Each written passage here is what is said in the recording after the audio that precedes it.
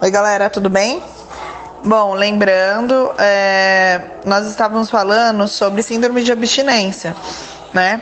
E eu não vou me apresentar, nada disso, porque vocês sabem que eu sou a Pro Andreia, né? Da turma 5 de vocês da saúde mental. Mas o que eu queria dizer é que a gente falou um pouco da síndrome de abstinência. Eu não falei em nenhum momento da parte patológica em si, da droga, do álcool, do uso excessivo, né, para virar um adicto. Porque tem pessoas que fazem uso e não necessariamente que ela é um adicto, ela adquiriu um vício de fazer, mas ela está perto e propenso a isso acontecer. E é quase que um caminho sem volta, porque assim, a escolha de entrar sempre são deles. A escolha de sair, a gente vai ver que é de uma rede.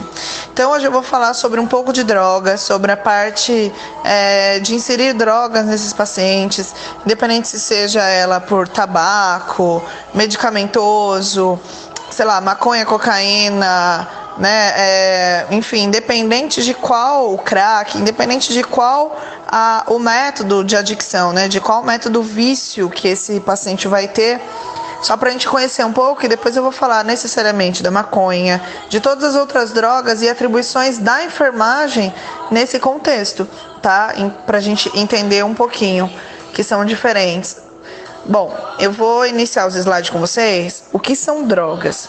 São substâncias naturais ou sintéticas, né, que são criadas, que causam alguma alteração no funcionamento do organismo. Essas alterações dependem do tipo de droga consumida. Por quê? Porque de acordo com a droga, a gente vai ter um parâmetro neurológico maior, menor, um comprometimento motor, cognitivo, fala, andar, fome, alteração, alguma coisa nesse sentido, tá? E essas alterações, né, pela quantidade também ingerida, pela exposição que esse paciente se põe. Por exemplo, crack é muito diferente, a contagem de exposição dela é muito aguda, pertinente a uma maconha, né, de vício, o paciente em três usos no máximo, assim, contínuo, 17 segundos, mas ele vai entrar em uma adicção aí muito grande, que é diferente já do uso da maconha, que ela é crônica, né? Então isso também interfere a quantidade de ingesta. As características pessoais de quem as ingere, por quê? Quem está mais propenso a isso? As pessoas que, sei lá, sofreram um luto grande, que não tem estruturação familiar, ou que já foi exposta desde criança, ou até na barriga, ao uso, né? Adolescentes que sem pais ou mães, ou que fazem uso também e mostram esse vício, né, para elas. Então, de alguma maneira, elas estão propensas também. Quais são os tipos de droga? Eu vou falar das 3, depois a gente vai falar especificamente, tá?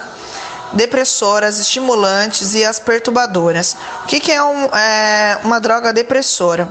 Ela já está dizendo que ela vai deprimir, né? Ela vai diminuir a atividade cerebral, né? Toda a parte cognitiva. E quais são elas?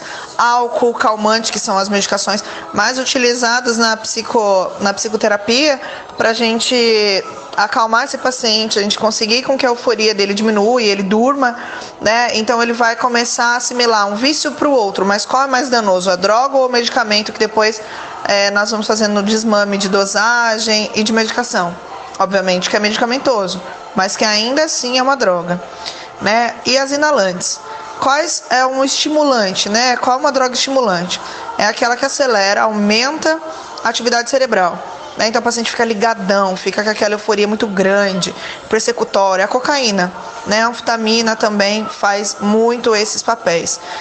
Subtramina, medicações, né? Eu estou dando esse exemplo, mas é uma medicação de uso para emagrecer, ele é um inibidor da ECA, do apetite e tudo mais, e ele fica ligadão. Por isso que a pessoa aumenta o ritmo metabólico dela, ela gasta mais energia e fica com menos fome. Ela diminui a ansiedade e com isso ela tem uma inapetência aí. Por isso que também é um estimulante. Cafeína é outro estimulante. Tem pessoas que tomam medicação, tomam muito café e elas se estimulam grandemente com essa química, né? Nicotina é outro estimulante. Você está nervoso, não sei quem aí, mas você está nervoso, fuma, obviamente, sei lá, aconteceu alguma coisa estressante, eu vou fumar, relaxar, por quê? Porque eu acelero, eu estimulo toda a parte cognitiva, neural, e nicotiniana do meu organismo, né, onde eu recebo na parte pulmonar e tudo mais para fazer troca. Por isso que eles ficam compactos, aqueles pulmões duros. E daí, com essa ligação de eu ficar mais ligadão, eu acabo relaxando. E a perturbadoras, né, a esfera dos tipos de drogas diferenciadas, altera a percepção da realidade. O paciente fica com, pode ter aí delírios audiovisual, visual, fazendo com que o cérebro trabalhe de forma de padrão normal. Depois, né, maconha, drogas LSD, êxtase, né, que são as sintéticas propriamente dito. Ela pode, e fora as taquicardias avançadas, isso que eu não estou falando delas, eu só estou dando uma palhinha para a gente conhecer um pouco desse mundo. Eu coloquei uma imagem do ProErd, que acredito que todo mundo conheça o ProErd. Eu estou aqui para frisar que nós não estamos fazendo papel de polícia, tá? Não somos papel ProErd, que a gente está falando para as pessoas não utilizar. Né? Claro que a gente não levanta a bandeira para o uso, obviamente, somos profissionais de saúde. Mas se o paciente está em uso, a gente não recrimina ele. Nós damos assistência para ele, que são coisas diferentes.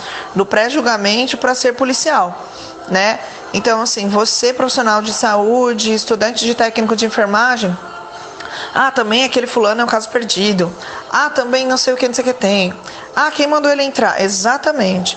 A opinião de escolha deles entrar é sempre deles. A maneira com que eles saem é de um conjunto muito grande, tá? Então, esse julgamento, eu digo, nesse sentido de ajudar, de proporcionar assistência. Sabemos que quem escolhe entrar, né, os adictos necessariamente, por exemplo, ele não é um viciado no começo. Ele está iniciando uma adicção, ele está adquirindo um vício que pode ser que uma orientação, se a gente fizesse alguma maneira diferente, desse uma assistência diferente, proporcionasse uma atenção familiar, até mesmo social e ocupacional para esse paciente trabalhar e ocupar o tempo dele, seria uma outra realidade, eu acredito.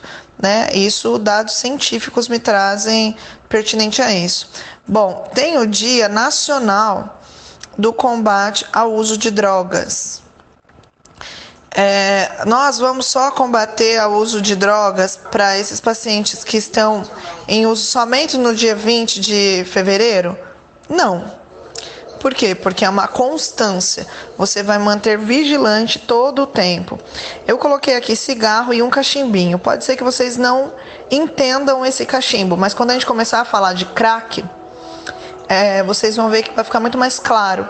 Latinhas de cerveja poderia estar aqui, ou de refrigerante. Foi mal, galera, não é corona não, tá? Vamos continuar. No Brasil também a gente não utiliza, né? Não tem essa prática de medicações injetáveis, né? Intramuscular, subcutânea, venosa, não tem. É menos de 3% de aceitação. E geralmente são pacientes que têm relação com alguém fora do Brasil, porque é uma prática externa, não é uma prática habitual nossa. E a bebida necessariamente dito, né? O alcoolismo em si. Então, é o dia 20 de fevereiro, é o dia do combate nacional drogas e álcool. Né? A gente tem uma parceria muito grande com com a NA, vocês vão ver a fundo mesmo. Quando vocês forem para estágio, a gente vai ter uma parceria, eles vão na escola com a gente também. É bem bacana. Eu coloquei alguns tipos de drogas, incluindo medicações, tá? E coloquei um adendo aqui, uma observação do tabaco, porque assim, todas as outras drogas eu abordo. O tabaco, eu só dou algumas observações, porque sabemos de todos os riscos, né? Isso intrinsecamente externo também. Mas ele não entra ele é dano muito mais respiratório, físico e social do que o outro, que ele é muito maior social, físico e neurológico. Então, ele, por não comprometer parte neurológica, ele é muito mais respiratório, eu não coloco, tá? Então, eu coloquei um quadro para vocês se atentarem. É bem bacana, é um quadro positivo, né? Por exemplo, quando você dá o último cigarro, você usa o último cigarro e quais os efeitos até 15 anos prolongado desse último cigarro vai ter no seu organismo, é bem legal. Coloquei uma tabela a nível de curiosidade para vocês entenderem um pouco mais sobre o mundo do tabaco, tá? E qualquer dúvida vocês me perguntam também. Eles precisam de ajuda. Vocês vão ver que tem um quadro lá no slide de vocês que tá aí, help me. Eles estão pedindo ajuda, literalmente, no sentido de que eles não sabem que eles estão pedindo ajuda, mas nós temos a ferramenta de ajudá-los, né? Seja ela comunicação efetiva, encaminhamento para o CAPS, encaminhamento judicial também junto para uma internação compulsória, mesmo ele não querendo, a gente desintoxicar esse paciente e ele voltar melhor. Tem muitos que saem, tem outros que caem novamente, porque é uma coisa bem contínua, assim, bem vigilante. E eles precisam de ajuda, né? E essa ajuda também vem de nós.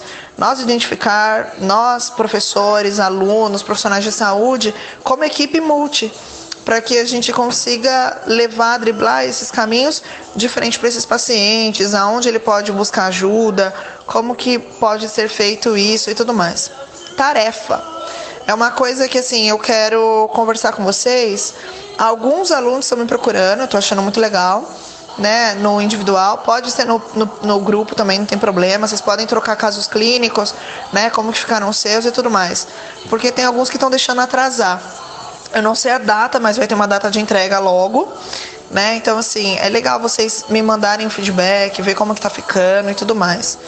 E é uma maneira da gente ficar mais junto, né? Se enturmar de novo, tentar esse contato aluno-professor e vice-versa.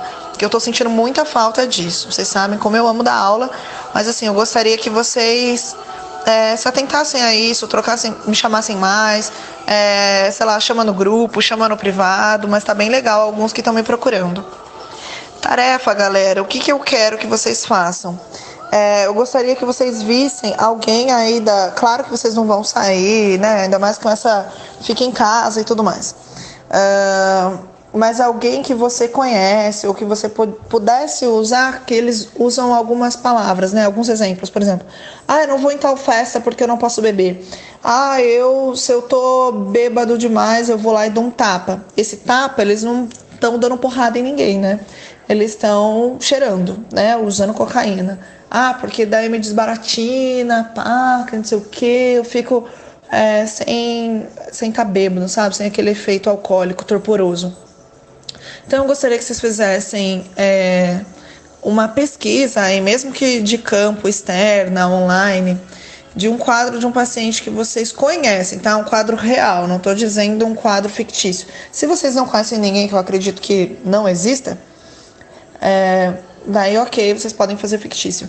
Mas no sentido de que qual o comportamento que eles ficam, que está iniciando o uso, o que você poderia fazer para essa pessoa, aonde você poderia identificar ou indicar para que ele vá, tá bom?